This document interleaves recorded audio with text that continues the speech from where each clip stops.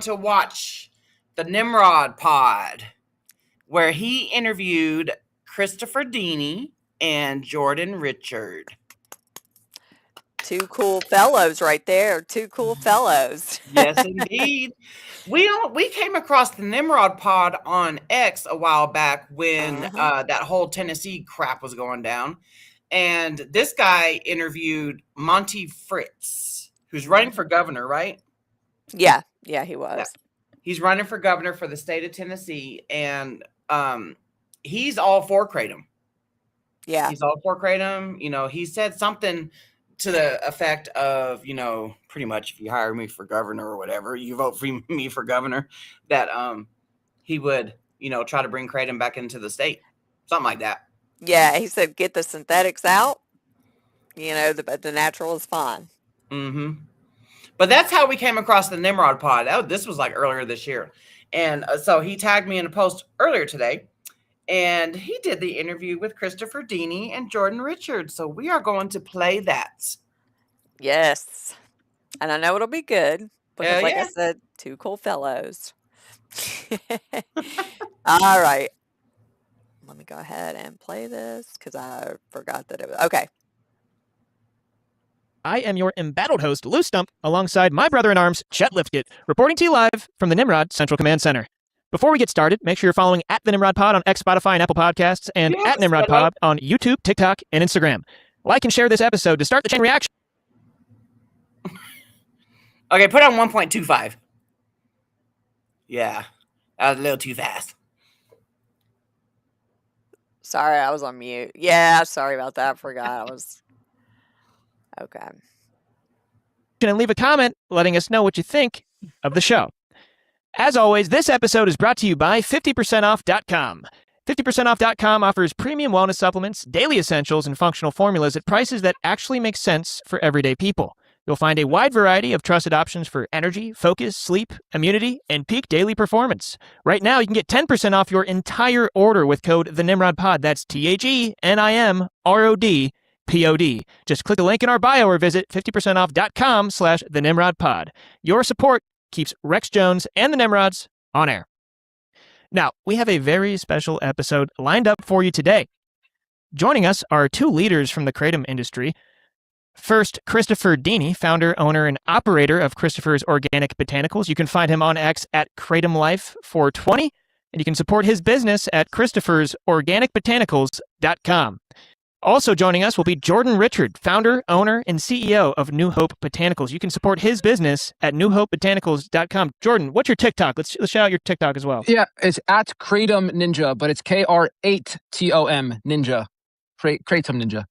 Kratom Ninja. Make sure you give him a follow on TikTok. He's one of the leading voices on there, fighting for Kratom, a fantastic advocate. Gentlemen, welcome to the program. Thank you for having us. I appreciate being here a lot. Awesome. It's our pleasure. We've been wanting to do this for a while. We wanted to get a few leaders from the industry together just to have a roundtable because of the volatility of the regulatory environment. I think there are a lot of forces, we'll call them forces, that are trying to attack Kratom, that are trying to put Kratom at risk, and most importantly, put consumers at risk. Kratom does a lot of good, and in many ways, it's on the chopping block across the country. But I am very bullish about the regulatory momentum that we're seeing at the federal level, and I'm hoping that we can get enough research together to kind of give us a shield from any future administrations trying to take Kratom away from us. Christopher, how are you doing, sir? Good. How's everything going tonight? Absolutely fantastic. It's a pleasure to have both of you on here. Chris, I know we've been mutual friends on X for a while, so it's great to finally have you on the show. Yep. Absolutely. Sorry, I was running a couple minutes late. I was going over some stuff. Sorry about that. No worries at all. No. I want to kick this off by giving you both the floor to share your background with our audience. How did you get into the Kratom industry? Chris, why don't you kick it off? Sure. I discovered or found Kratom in 2015. I was looking for something to help me basically with some discomforts and aches and pains getting older. I was also hit by a car at 8 years old. So I was struggling a little bit with finding something for pain because at 36, I had a heart attack. So I really couldn't take NSAIDs anymore. So I was looking for something more natural. Every now and then, if my pain got bad, I unfortunately drank alcohol, which is extremely unhealthy. So I was trying to find something that would help with my pains, that would be healthier. So I was starting to order some plants and herbs and found Kratom, made a cup, and 20 minutes later, I was convinced this is something that I need in my life. So after trying to figure it out and understand it and learn about it, it was very hard. wasn't much information. A lot of the places I ordered from, didn't get much information with it. It would come in a Ziploc bag, obviously no directions. I really didn't know much about it. So I joined a lot of forums and started ordering from Indonesia directly. So I started building relationships with farmers and discovered how they used it and met people that used it for decades and just was amazed at how healthy they look and how healthy they are. And I was like, there's something to this plant, dude. And from that day on, I was sold. I decided to create a company and package it, give some directions, give some meaning behind the brand. And that's how we got started. Awesome. Thank you. Jordan, how about you? Yeah, so I had a really bad addiction to opioids, particularly back then it wasn't Vent, it was like black tar, from back in the day. And was going in and out of treatment, like nothing was really working for me. Growing up, I was one of the best junior pool players in the country, and I completely stopped playing pool. The only time I ever started playing pool again is when I needed to like hustle to make money to buy my drugs, basically. And then there was two situations that led me to Kratom. Is once I overdosed twice in 1 week, and the other one is that I got into a low speed chase with the cops. I never went above like 35 miles an hour. I used my blinkers, but I was gone. I was evading for like an hour, and finally got pulled over, held at gunpoint. They found heroin, meth, needles in my car. I remember sitting in the back of the car, and 2 days prior to this, I overdosed. And then I was sitting in the back of the cop car saying, like, God, if you get me out of this situation, I pray I'll turn my life around. Well, they let me go, and they arrested my passenger. I was the driver. I should have went to jail. But they were like, you were respectful. Your other guy was kind of being like not the most respectful. So they took him to jail. And then 2 days later, I overdosed again. I was in the hospital, and I remember hearing my mom crying. And my mom actually went to school to become a drug and alcohol counselor because of me, because of how severe I got.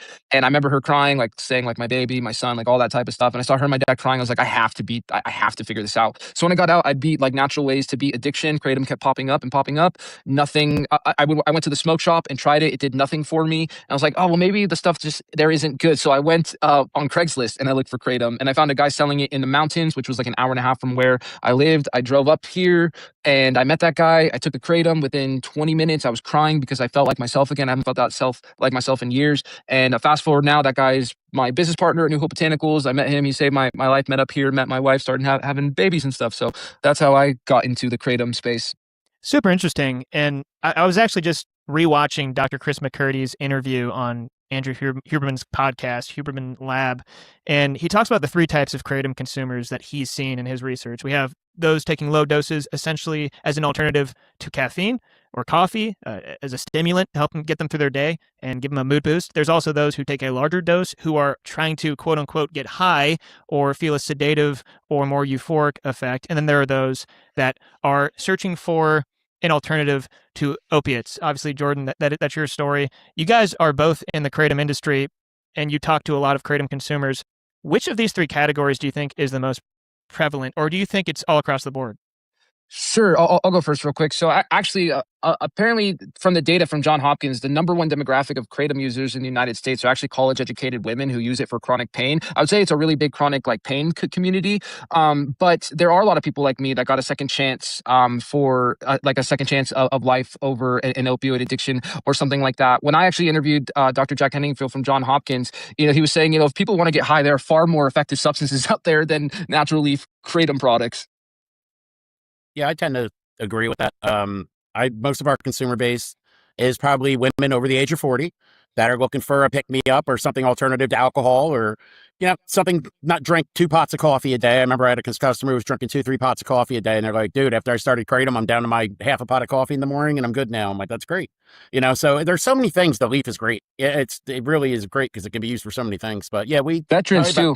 Veterans, every demographic. I've had, over the last 10, 11 years, I've had every demographic I could possibly think of. From people who are living in $1 million homes to people who are homeless. So.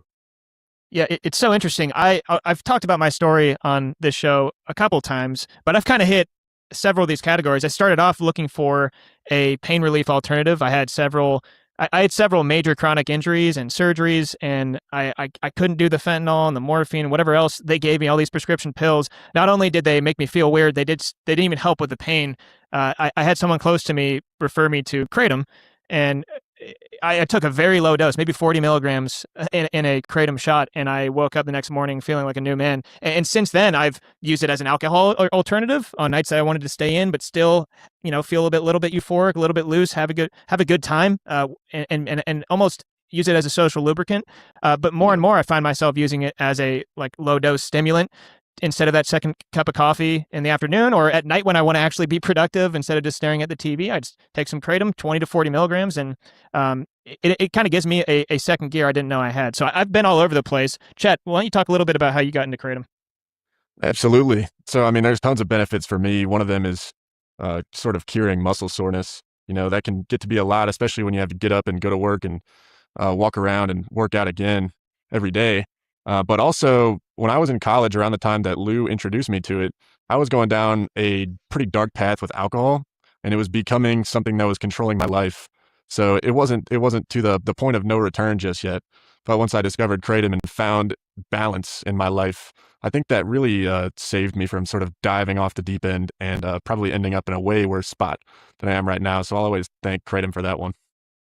Yeah, in many ways, it's a weird comparison, but as a Christian, your testimony is so important because that gives people a gateway and almost makes it tangible that maybe there is a way for them to get into Christianity, to have a relationship with Christ. Same thing with kratom. That's why I wanted to go around the room and kind of lay out everyone's testimonial, because kratom is such a diverse plant and there's so many use cases, and it is kind of that one-stop shop medicinal compound. And I think it's very underappreciated, and actually not just underappreciated, it's demonized. And I think that's really unfair. I want to start off by talking a little bit about the industry as a whole. I hear a lot of these 7-0 advocates online talking about big kratom, and I laugh every time I hear that because big pharma dwarfs the kratom industry. And to think that big kratom has any leverage over big pharma in political lobbying, in my opinion, is absurd. Obviously, there's money being thrown around, but it doesn't even compare to big pharma money. In your opinion, what are big kratom manufacturers, like the ones that are in all the major gas station chains, doing right? And then what are they doing wrong? That's a great question. So when I think of brands like that, I think of like OPMS, MIT 45, more of like the legacy brands. I think with a lot of the extract shots back in the day, what the industry got wrong was putting them right next to 5-hour and energy drinks. Like I feel like, yes, kratom 100% can be in a gas station, but you should give people education so they get informed consent. Yes, 100% this can help you, but if you get so there's different types of extracts. There's like isolated metrogenine, which isn't really kratom, just like if you just take caffeine out of coffee, that's no longer coffee. Then you have like full spectrum extracts, which take all the alkaloids from the plant. So it is the plant, it's just in a more condensed form. I wish more companies would have sold that version in the beginning instead of the isolated metrogenine products, because kratom is much more than just metrogenine, if that makes sense. Like kratom is a combination of all the alkaloids working together. And I feel like people could have had a smoother, broad experience. But also too, my biggest thing is, yes, you can sell it in a gas station, but you need to give people informed consent. Like when you put something, especially an extract, kratom, according to John Hopkins, has a relatively low potential for abuse, but there's still a potential for an abuse. When you put that something next to 5-hour energy that has like zero potential for abuse, I feel like it can confuse the public. And I think that would be what I think they got wrong. What they did get right is that they were some of the first people to go GMP, meaning good manufacturing practices. They were very good with all their lab records. And back in the day, a lot of vendors didn't even test their products, so I felt like they set like a standard for manufacturing, which I can definitely appreciate. Chris, how about you? And I'll also add a second question to this. Which of the top kratom manufacturers are the most responsible in your opinion? I have to say, I agree with Jordan with the shot wars when we saw the shots and everything like that back in the day. I mean, they're good, but they were too strong, a lot of them. And they should have been a lot lower, and now they're a lot lower. And you're seeing that. And you're also seeing droppers on everything. A lot of different brands are having droppers now, which is important. If it's a tincture, if it's something that has 200-300 milligrams of metrogenine in it, and, have a dropper on it. That's very responsible, because even a familiar, regular kratom consumer takes 300 milligrams of metrogenine in one shot. You're not going to be probably too happy. So, just drop. I mean, I was always about droppers. We were talking about droppers since 2018 with a few of the different guys. And, I've been part of the American Kratom Association since I started, since 2015. And I've watched a lot of things change over the years with the industry, and, just the way I think things are going in the right direction. There's a lot of people that are really showing that they're maturing and doing everything the right way. And a lot of people who weren't doing it the right way are now doing it the right way. So whatever lessons were learned, that's great. But now, the GMP, people going through the processes of not just the AK GMP program, but any programs that are GMP, people that are just doing it right. You know what I mean? There's a lot more people doing it right. When I first discovered kratom, like I said earlier, it was mostly sold in Ziploc bags. There was only a few vendors I remember that actually looked like a supplement and looked like a real product. One was Happy Hippo. That was actually one of the first companies I ordered from after I got a sample of it. And I told Chris that too. And I was like, listen, your company was one of the first ones, and it actually had some information on it. You know what I mean? And that I was so impressed. Like, but where are the rest of everybody that has all this information? So I think that's where we are now, a little bit better place. Definitely. I remember it was so revolutionary when Viva Zen came out with a concentrate that actually showed you how much you were taking. It had the serving sizes on the side of the bottle, so you could see how much you were pouring out. Now, I went to the gas station the other day, and now I see that they have a tincture with a dropper on it. So it clearly, I think we're moving in the right direction. I have a follow-up question about Happy Hippo. Obviously, if we look at the vape industry, they've really gone after the companies that have marketed towards children. I think in a lot of ways, in many cases, they really weren't marketing towards children. No. But in some cases, with these extremely fruity flavors and names that sound like candy, it can get a little sketchy. Happy Hippo, they have a cartoon pink hippo as their logo. Do you think that's problematic? Well, they took them off now as of last year. Oh, they did? Okay. Yeah, and funny enough, the way the brain works, I saw them at Champs without the hippo on the bag, and I still saw the hippo on the bag. So it was just the way the brain works. You're so used to seeing that. But yeah, I know. I mean, Chris even said the reason they even put the hippo on was to make it a fun brand, not make so much negative things about Kratom. So it was never really meant for that. But they realized, it could send out the wrong message, and they removed it. It was either earlier this year or last year. Yeah, I'm glad they made that decision. Obviously, it's just cool marketing. They're trying to make it approachable to everyone. And I think Juul Labs, the Juul vapes, obviously they had a really great marketing campaign out the gates, and they're a medicinal company. Like their whole thing was to get people off of smoking cigarettes, get people off of doing actual tobacco, dip, whatever else. And because they were so effective with their marketing, because they were, having marketing partnerships with people like Dave Chappelle and all these big figures, they asked them for marketing towards children because they had celebrities behind it. And I think that's just the industry. I think that's just overregulation, in my opinion. But regulation is really important. Do you feel like the big Kratom manufacturers are always catching up to you, or are they more trailblazers in the industry? I don't know. I've seen some things in my day that I think that we were trailblazers, companies like mine and Jordan's, and I believe some of the bigger companies were trailblazer. I think it depends on what it was. I've put directions for use. I'll give you an example. I put directions for use and lab results for all of our products for years now. And that's something that I've done. I know Jordan's done similar things. So there's just the transparency. I think a lot of the transparency the smaller guys did.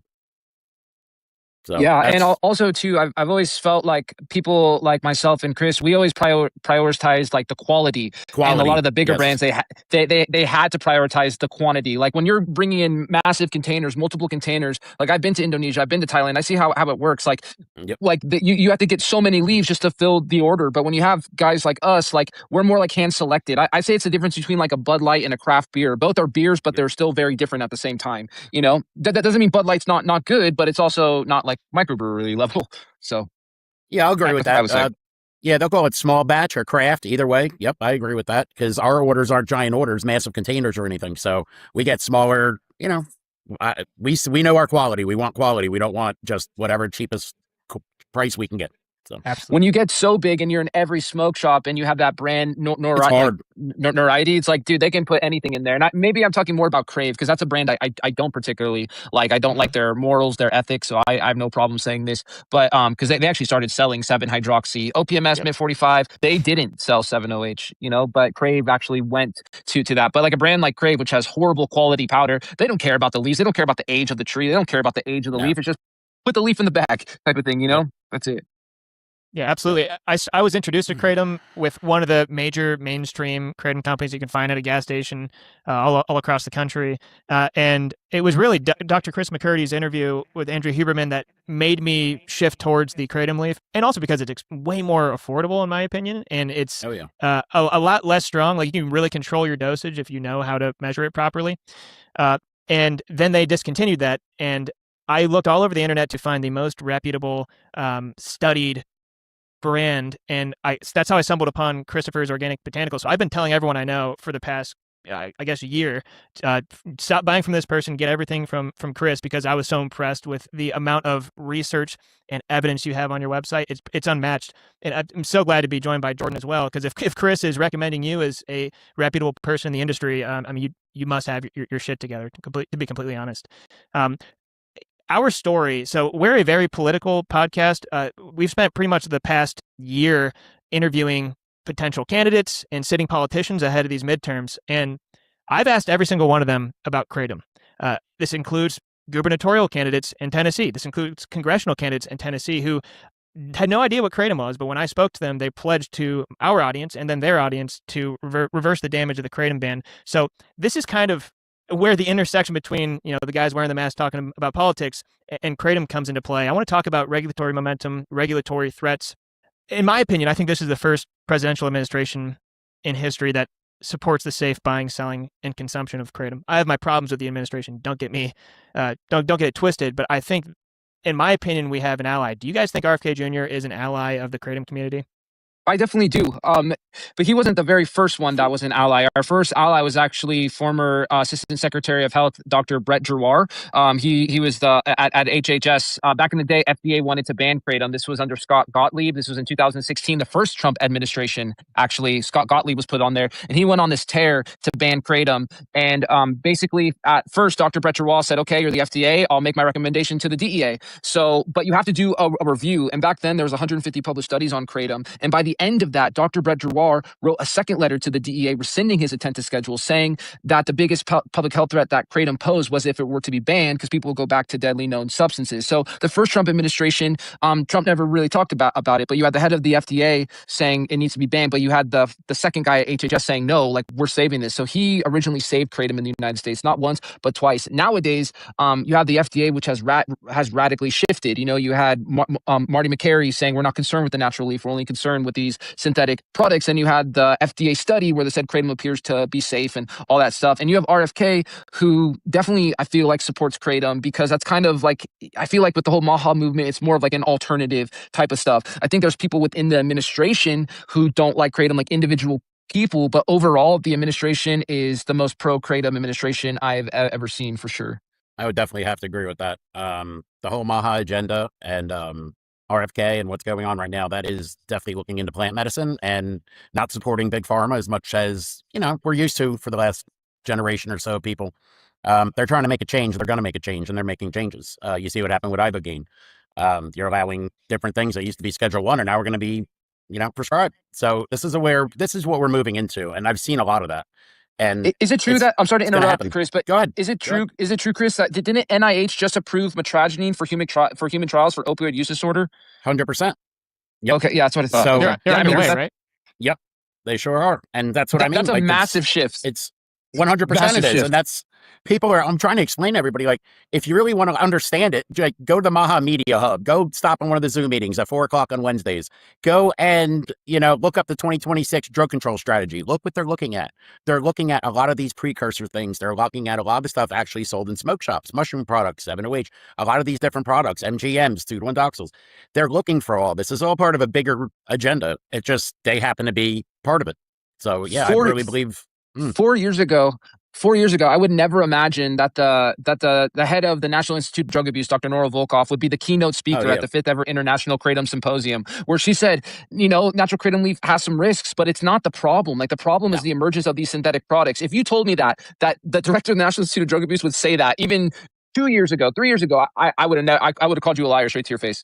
100%. Yeah, I was totally amazed by all that, honestly. Just to see where we've gone, where we're headed, where we've come from, and what's going on now with the science is just amazing with the kratom leaf. So I think it's great.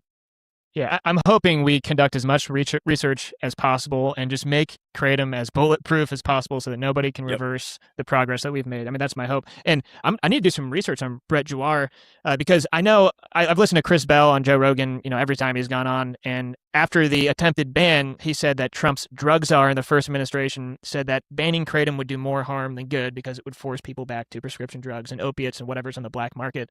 So it's really interesting you bring that up. I need to do more research there. Yeah, you're talking about Jim Carroll. He was Jim the Carroll. former drug. Yeah. I actually got to interview him, and actually in Washington D.C. And that's exactly what he said. He kind of mirrored the stance of Dr. Brett Giroir, because the FDA came into his office, and the FDA is like, we need to ban kratom. It's terrible. It's nasty stuff. And so he goes, and Jim Carroll's like, well, it's the FDA. I'm going to believe him. But he goes, let me call Dr. Admiral Brett Giroir. So he calls them and he goes, hey, the FDA's here. And then Brett Giroir's about what? He's like, about kratom. And Brett Giroir's like, I'll call you right back. So then he goes and then he calls him right back. He goes, do not believe the FDA. They do not have the science. He goes, I have the science. And he goes, do not trust the FDA. That's what the number 2 at HHS said about that FDA. Unbelievable. So what does RFK's HHS need to accomplish before the end of Trump's term to prevent the next administration or future administrations from sending us backwards? I think to pass final regulations like the Federal Kratom Consumer Protection Act or something similar to where we have something in writing saying, hey, this plant is safe. This is the way we regulate it. We regulate it like a supplement. I'm still hopeful. And, we always hear rumors here and there. I'm sure Jordan's heard them too, that somewhere, somehow it's going to come up that kratom leaf is an old dietary ingredient and it'll be grandfathered under DSHEA. So if that ever happens, that would be amazing. But in the meantime, if they had a Kratom Consumer Protection Act or something like that in place or something similar to regulate it, that's what we'd want. Yeah, go ahead, Jordan. Oh, sorry. I was going to say, I agree 100%. And speaking of the DSHEA Act, Orrin Hatch, who that's named after, is actually the first politician to use kratom. He got into a plane crash and then used kratom. And he was a big contributing factor of why kratom didn't get banned. It was like a whole... it was like a 3-man team. It was Brett Giroir, then you had Orrin Hatch, and then you had the head of the DEA, Udom Dillon at the time, who was going to ban kratom. But basically, Brett Giroir tracked him down through multiple airports in a different state and brought him to the side, said, do not sign that paperwork. You do not have the science. And he listened, basically. But sorry, I'm getting a little bit off topic, but I just thought that was important to add as well. It goes way deeper than what people think it needs to be. But I also think, too, the clear distinction between the natural leaf and the synthetics and semi-synthetics is so important. I know they've said it, but they're not saying it enough. You can't say it on one news station, one time, give one press conference, and everything around us is burning on fire. In the past year, we've lost more states than the whole decade prior because of the confusion with 7-hydroxy and natural leaf products. Yeah, and there was something filed today about the pseudoindoxil MGM-15 and MGM-16. Now it's going to be announced on Wednesday that it's going to be scheduled. So, but in that document, I just found this out. It just happened at 4:15, 4:30. In that document, the DEA definitely distinguishes between the natural leaf and the semi-synthetic or synthetic products being made. So, can you elaborate on this? You said a couple, MGM this, MGM that. Our audience might not understand what that means. Could you break that down for us? Yeah, they're basically, I'm trying to think of the best way to say it. They're basically derivatives fully synthetic. Derivatives of 7-OH. That's the easiest way to explain it. So they're MGM 15 and 16. They none of them come from the leaf whatsoever. Pseudoindoxil is not found in the raw leaf. 7-OH technically hasn't been found in the raw leaf. So, that people are getting nervous and confused about that because the pseudoindoxil thing will be announced Wednesday. They're like, oh my God, what does this mean for natural leaf? It makes this in your body and does this. I'm like, stop. It has nothing to do with the natural leaf. Jordan will concur, I believe, with that. 100%. So think of it like this. You have metragenine. The metabolite of metragenine is 7-hydroxymetragenine. Then the metabolite of 7-hydroxy is something called pseudoindoxil. But pseudoindoxil isn't found anywhere in the leaf. It's just something that your body produces in very, very small amounts when you take kratom. So, but then you have MGM-15 and pseudoindoxil, which are they have nothing to do with kratom whatsoever. They're fully synthetics. I mean, technically pseudoindoxil is fully synthetic. 7-hydroxy would be a semi-synthetic. And this is at the federal level, Chris? Yes. And I want to say one more thing about the administration with HHS, RFK. We have a whole new administration like we haven't seen ever in our lifetimes. And like I said, they're making changes. They know what is natural and synthetic. They know the difference. It doesn't matter what organization says what to who. It really does not matter. We don't have a bunch of people that are just going to listen to the crowd and listen to what they have to say. They have the science. They know what they're doing. And just with this right here, the pseudoindoxil and MGM scheduling, that knocks out 7-OH right there for the most part, because most of those products in the commercial market have pseudoindoxil and MGM in them. So there goes the 7-OH market, even without the friggin' 7-OH threshold. So. And the false labeling that they put, so many brands are labeled just 7-OH, but there's actually coming back with MGM-15 and pseudoindoxil. Also, what a lot of people don't know is every brand of 7-hydroxy on the market has unknown substances to science in them. When I went to the University of Florida to interview Dr. Chris McCurdy, I spent a few days with him and, got to tour his lab, and he has these mass spectrometers, and they would do these tests, and you would see the paperwork. He's like, you see this line right here? He goes, this is 7-hydroxy. But he goes, these other lines, we have no idea what these are. So basically what happens is, like, because you cannot get 7-hydroxy from nature. You can only chemically convert it to the mass market. There's not enough 7-hydroxy in the dried kratom powder. So they'll take they'll take metragenine product and then use like pool shock to chemically convert it into 7-hydroxy. But in the starting material, it's not only going to be metragenine. There will be trace amounts of other stuff in there. Well, when they're only wanting to oxidize 7-hydroxy, they are unknowingly oxidizing other stuff, and it's turning into other stuff that they don't know. Dr. McCurdy said, could they be benign? 100%. He's like, could they be wreaking havoc? Also 100%. He's like, we don't know because we don't even know what these substances are. I call them chemical soup. It's basically what they are. No, they don't even the 7-OH community and people. I'm like, I know people in the community over there that are, pain patients or whatever, and told me their story, and they take a little bit and it works great. And I'm like, that's great. But do you have any clue what the hell you're taking? I'm trying to explain to you, please. There's so much crap in these things. Like, you think it's from the leaf. It's not from the leaf. Like, I've seen synthetic metragenine from China being sold since 2018.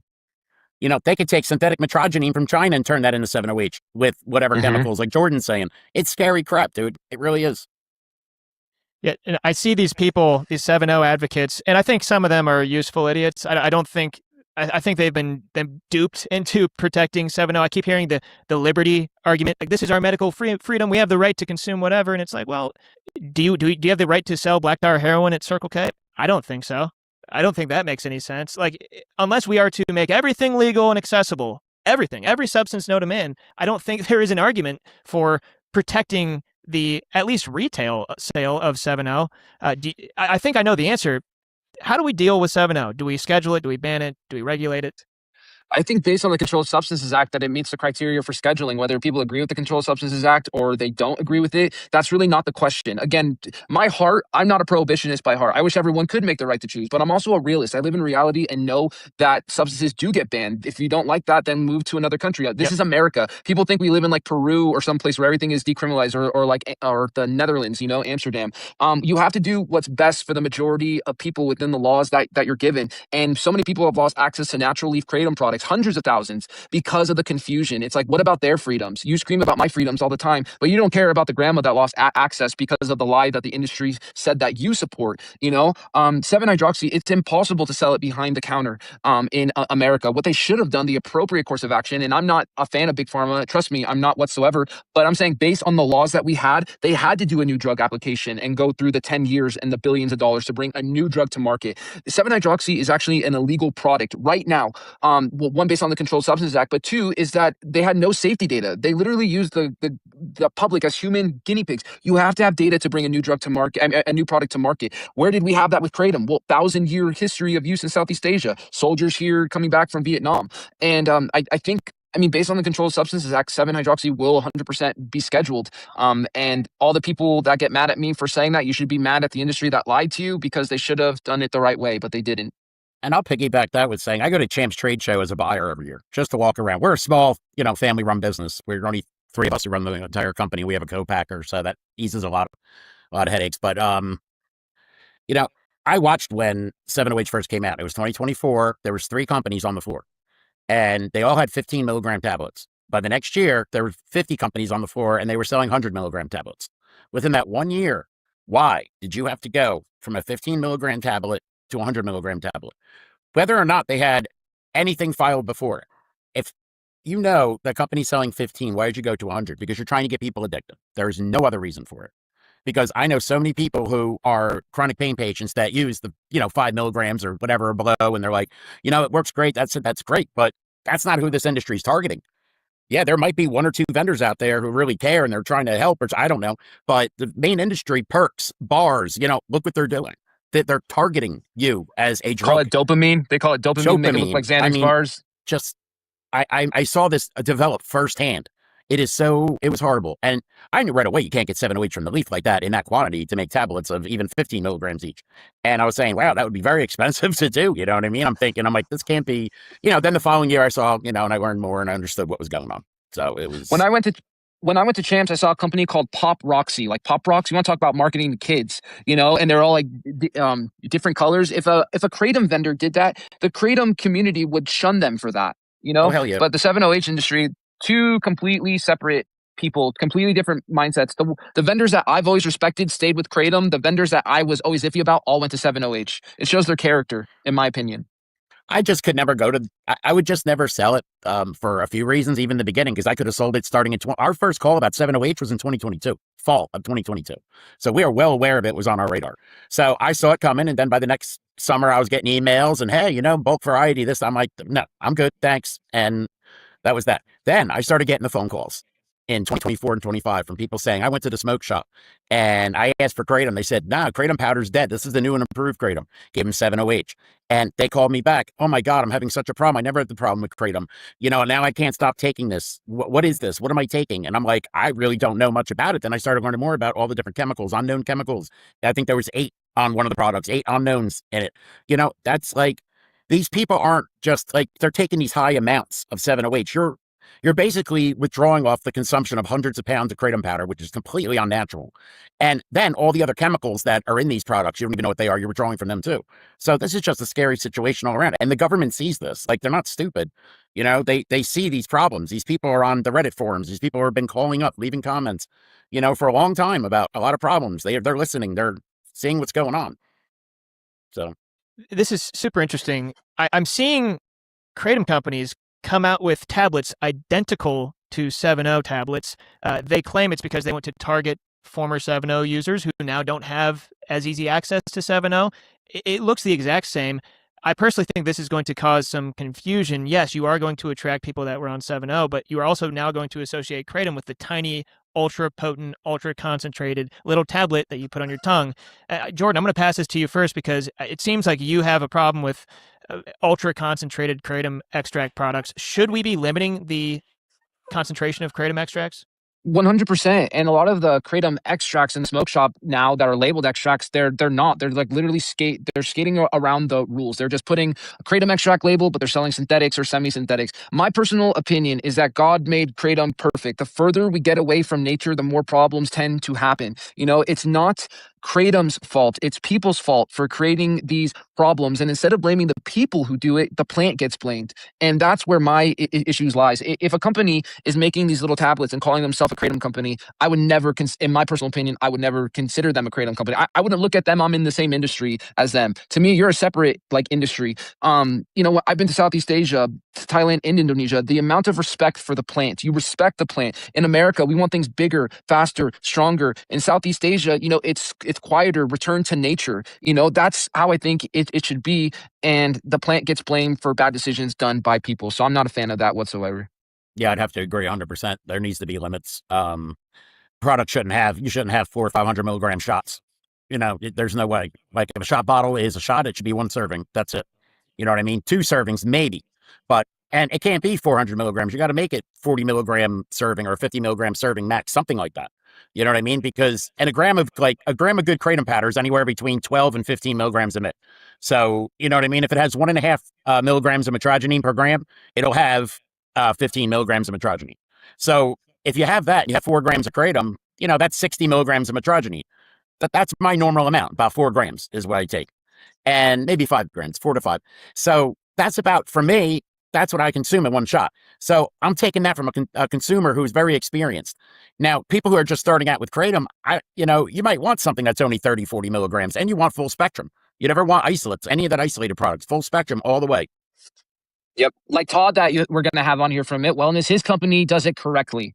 There's a lot of companies out there that do not do it correctly. They're selling isolates, but to be considered a real kratom product, in my opinion, it has to be the powder or a broad spectrum or full spectrum extract, meaning all the plant's alkaloids at one time. Like, if you went to Starbucks and you asked for a cup of coffee, but they handed you a caffeine pill with 500 milligrams, you'd be like, this is not coffee. The same thing applies to kratom. And a lot of these gas station products are literally that caffeine pill, or in 7-OH's case, they'll take that caffeine pill, put pool cleaner on it, then sell it to you as a natural, leaf material or product, whatever you want to say. But yeah, it's just, and kratom is always the one that gets the fall, unfortunately. Can you use kratom to get off of 7.0? I hope people do it every day. Every day. I hope people do it. Wow. This talk about regulatory momentum and threats. How do we maximize access to kratom while minimizing the safety risks? Is the KCPA, as proposed by the American Kratom Association, the gold standard? Would you change it in any way? You go first, Chris. I'll go next. Yeah. there's always room for improvements on everything. Having a fee schedule that'll be a little bit more affordable for smaller vendors would be easy. Some of the states are making their own versions, which is, I understand it. You don't want Kratom to get banned, so you're like, you make the agreement, you do what you got to do, and I fully understand it. But a lot of times for smaller vendors, they can't afford the registration fees for like per product registration fees or stuff like that. So some of those states, maybe that could be amended at some point, down the line where they could say, hey, let's just make it a company registration fee. You know what I mean? And just have per company, or even better, have a federal KCPA with a federal registration fee. And you just have your company registered federally to sell natural kratom. And that would be beautiful if we could get that done. I agree with a lot of what Chris said. I think regulation is always a good thing, but over-regulation is a bad thing. And some of the vendor fees I've personally seen are extremely high in certain states. Like, it's not realistic. It's like you're kind of pushing out the bad actors. I mean, you're pushing out the good actors in a lot of way when you make things like unattainable, unless you're like this huge, massive company. But as far as the KCPA, I think the framework of it is a wonderful document, basically. And what I want to talk about the KCPA too is, like, a lot of the pro 7-OH people always say, oh, this is like a money war. This is just a money war between kratom and the 7-OH industry. The first KCPA was put into effect in, I believe, 2018, where you could not exceed a 2% level of 7-hydroxy. This was years before 7-hydroxy ever came onto the market. So I really think it's. I mean, obviously, money is an important thing, but it's like the 7-OH industry did not listen to the science, and we did, and they get mad at us for us calling them out on that, if that makes sense. If the federal KCPA passed across the country, all of this nonsense would go away. Hopefully. 100%. I agree. What should kratom consumers look for when shopping for kratom? Really, you should be looking for lab testing, some kind of directions for use. Always look on the packaging if you're buying it. Make sure the company, you could reach the company. That's important. Customer service, reach the company, stuff like that. You can ask some questions if you have any.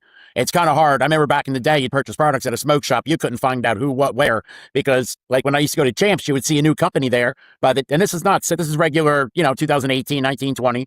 You'd see a big company come up there, push it into all the smoke shops, and the next year they disappear. So, 100% right. I think a lot of what he said, making sure that they lab test their products, is a massive thing. Also, too, the quality, just avoiding smoke shops. I feel like smoke shops are the worst of both worlds. You either get extremely low quality powder or like these synthetics or semi-synthetics. Like, always go with a reputable online vendor. That will always be my recommendation to people, 100%.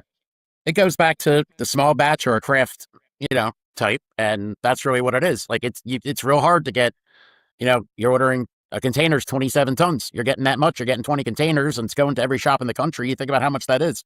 They're harvesting trees 6 times a year instead of once a year or twice a year. They're just getting baby leaves, and you'll see it. It's not the same.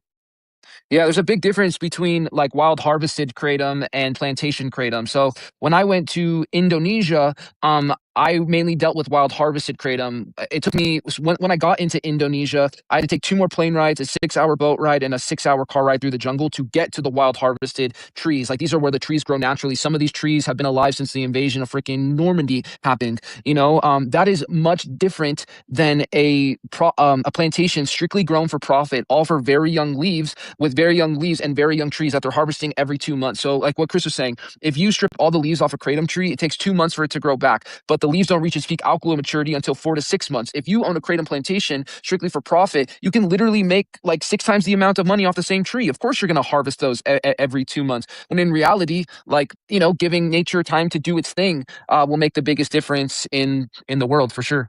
Yep. And in making sure where you're getting your leaves from and harvesting from is the right area, not a dirty area. Some of them are, you're trying to get all the leaves in. It might be a little bit, questionable leaves there. I remember back in the day with the E. coli, they traced DNA back to one of the kratom trees because that area of the river was so polluted where they were harvesting from. And that was like, oh my God, it's disgusting. So that was a good lesson. Yeah, washing the leaves in the river too. I remember when I first became a vendor, this was 14 years ago, a guy from Indonesia sent me a picture you want to buy my kratom, and you see the leaves and there's a chicken on the leaf, all the leaves drying, and there's literally a chicken on top of it.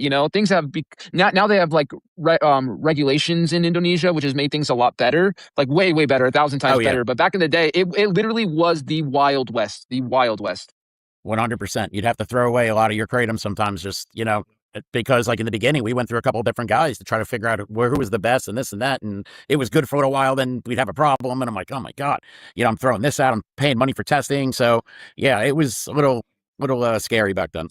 Back in the day, when you hear like these rumors of like high heavy metals in kratom, a lot of that comes back from way back in the day, like Indonesia.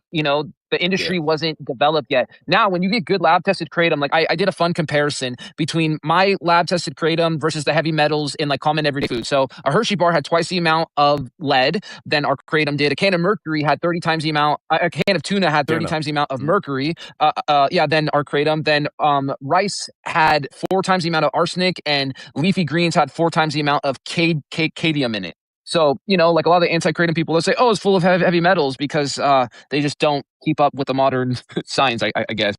It's super interesting. Do either of you sell kratom business to business, or is it all direct to consumer? Direct to Some consumer. business to business.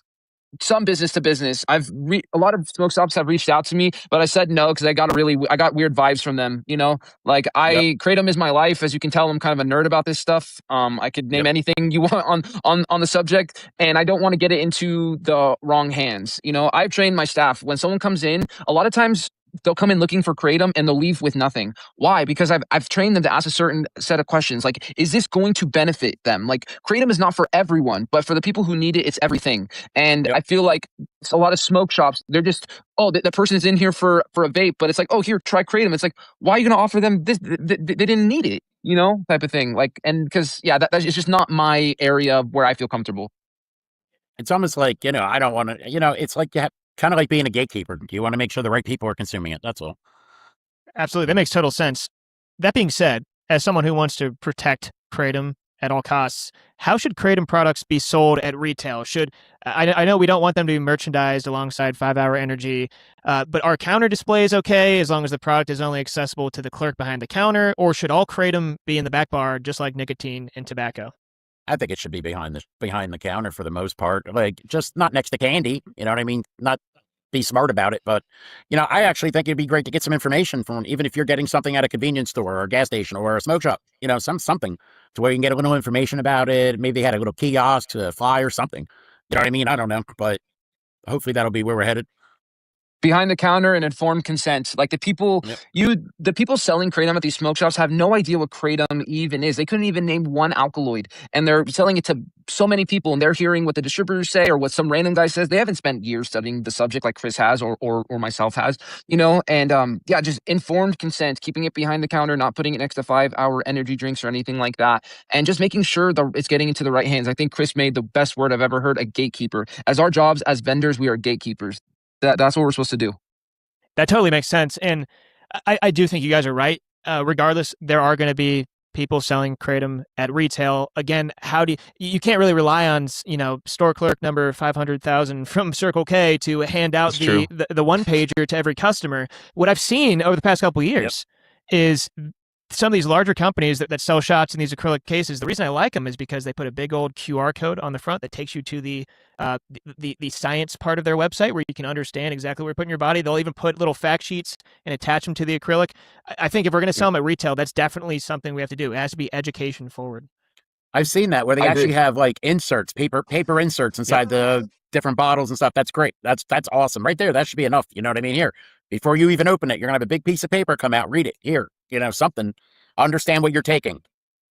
100%. I'll say it again. Kratom's not for everyone, but for the people that need it, it's everything. That's my favorite saying. Amen. It's true. I live by that. So I feel so bad. Real quick. I was just going to say, sorry. No, that's all right. Go ahead. I was just going to say, I feel bad for the people who lost it in like Tennessee, Kansas, all the other states. That's all. No kidding.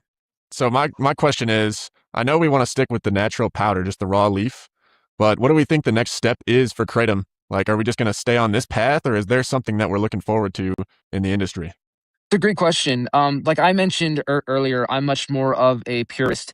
I think the farther we get away from nature, the more, sometimes like 7-hydroxy was never innovation. It was deception. I don't know how you can innovate something that's already pretty perfect as it is.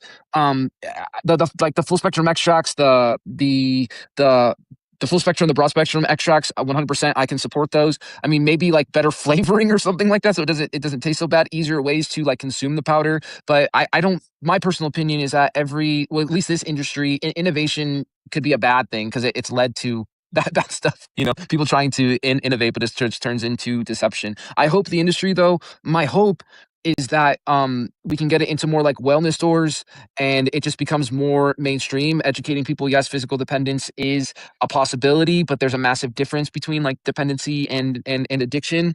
I feel like so many people got addicted to 7-hydroxy while some people got physically dependent on kratom. I feel like those are two like massively different categories and ways of life. But I hope that we can become like more mainstream and kratom is not feared, it's respected. I feel like if the media was honest on kratom, that because it's one of the most like feared plants because of the media, if they were honest, it'd be one of the most respected plants, honestly. But that's just not the world we live in right now, unfortunately. Yeah, and I would love to see kratom at a Sprouts or a Whole Foods or natural grocers. I think the problem there, from my conversations with folks who have tried selling in at retail in these major chains, is like you need to get into one of the big ones, and then everybody else will have you in. It's called an anchor account. You need to have an anchor account in order for everyone else to feel comfortable taking that leap of faith because of all the negative press surrounding kratom. I mean, obviously, you can get into the mom and pop shops, you can go store by store, but in order to make this mainstream, we have to find a route to market that makes sense. We have to find a path to safely sell it at retail while protecting the consumers at the same time. This is unrelated. Do you guys know if Dr. Chris McCurdy has tested your products? Because I know when he went on Huberman, he said, I've tested every single product on the market. Do you know if he's tested your products? Pretty sure he has. Yeah, he has. Yeah, we sent them into the University of Florida willingly for testing back in 22 and 23. They're doing a bunch of tests. So, yeah. Where do you think we'd be without Chris McCurdy? I know up to the point when he went on that podcast with Huberman, he had conducted 85% of all peer-reviewed studies on kratom. Mm-hmm. Yep. Wouldn't be where we are now, that's for sure. I can promise you that. Yep. Chris McCurdy's like one of the main guys that's been studying kratom. It's been a long time. It's almost like 20-something years, I think, really. Maybe almost 20 years, something like that. And it's just amazing what he's done. So. And his when I went to go interview him at the University of Florida, he's like, you think I know a lot about kratom? He's like, go downstairs and interview my colleague, Dr. Abhishek Sharma. Whew. Yes. Oh, God. Yeah. Yeah. Like, I got to interview him for 3 hours, and it's like, oh man, I felt like one of the rare people that knew more about kratom than me. It was cool. Yeah. It was cool. Yeah, he's so good too. He's another one. Jack Henningfield. There's a bunch of them that have been. He's not a scientist, but in that regard, the way he's been studying like that. But yeah, it's been just beautiful what's come out in the last science in the last few years. No, I'm learning so much. I'm writing down all these names because I want to interview them next. I mean, this has been such a fantastic discussion. I didn't even know who Jordan was before Chris recommended you, and I'm just blown away by how professional you guys are. I mean, you know your stuff, and you're the right people to be advocating for kratom on the national stage. So I really appreciate you coming on our show in the first place. But gentlemen, how can our audience support both of you? Let's start with you, Chris. Well, just like Jordan, we're online, and you can go to Christopher'sOrganicBotanicals.com.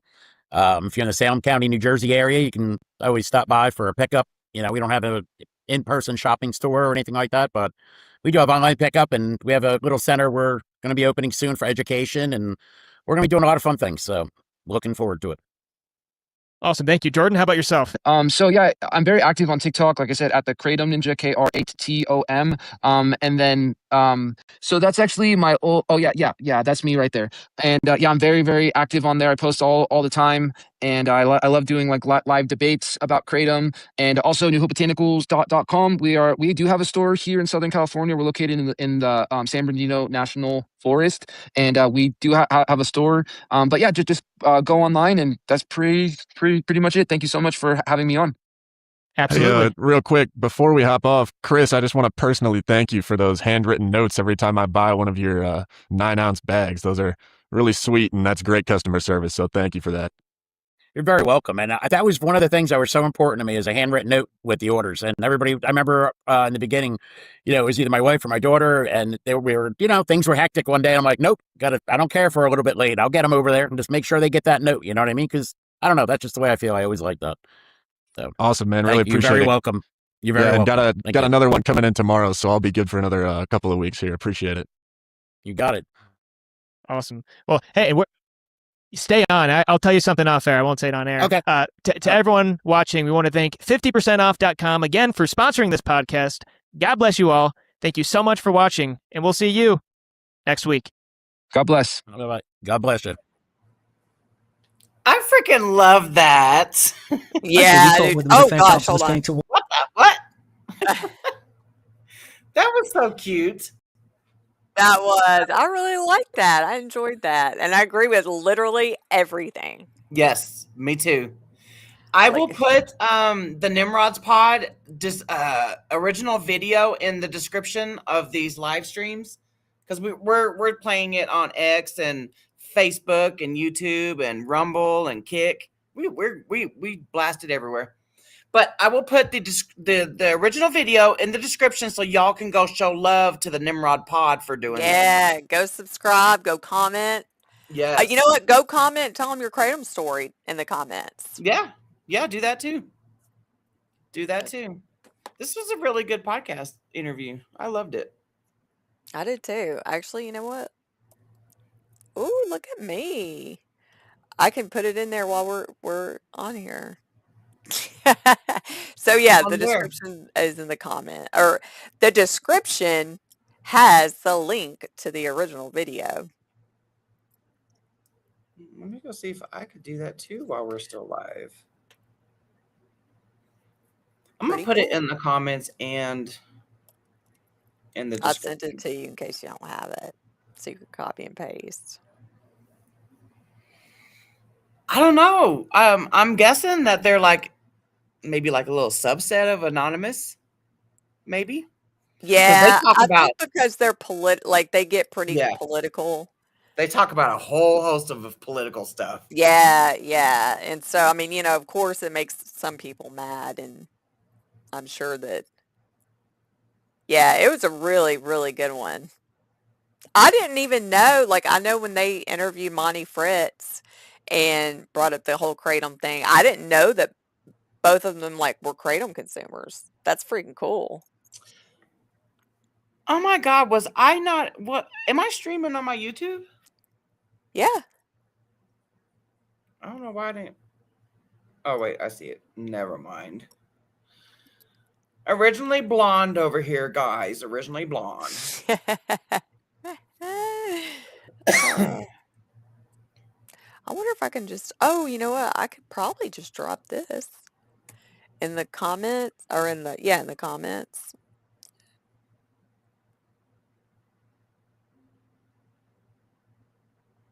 I wonder why he named it Nimrod. Yeah, I know. I've always wondered.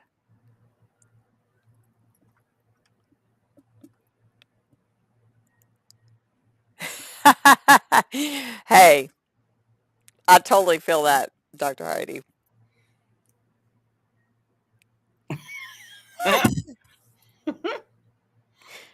Well, you know, that's how, you know, it's kind of similar to like the keyboard commandos over on X. They don't have to show their face, but at least these people are actually, you know, doing something constructive.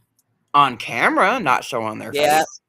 You know, it takes a lot of guts to live stream, you guys, or put up videos. It really does, you know. Because social media is brutal. Yeah, it is. I ignore a lot of the hate. I'll block the hate, you know. I ain't gonna lie, though. Sometimes it does get to me. Sometimes, especially when they start, you know, fat shaming or telling me I can't have, why do I have colored hair and long nails? And, oh, my God. Whatever. But, you know, at the end of the day, you got to make yourself happy, and who cares about what other people think? I do this because I can afford it now. I'm not buying drugs. Yep. I wasted my entire 30s in active addiction. And it's not hurting nobody. Yeah. You don't like it, don't look. Exactly. If you don't, that's what I'm saying. Like, I don't understand why people so many times, like so often, you know, I see on social media, people stop what they're doing to go and put just a hateful comment on anybody's videos. It's like, dude, if you don't like it, just scroll on by. That's what I do. I wouldn't waste my time. Just skedaddle. Skedaddle on out of there. It's like, goodness gracious. You know, go do something good with your time. Work on you, because obviously that person's having a bad day. Go work on you. Yeah, exactly.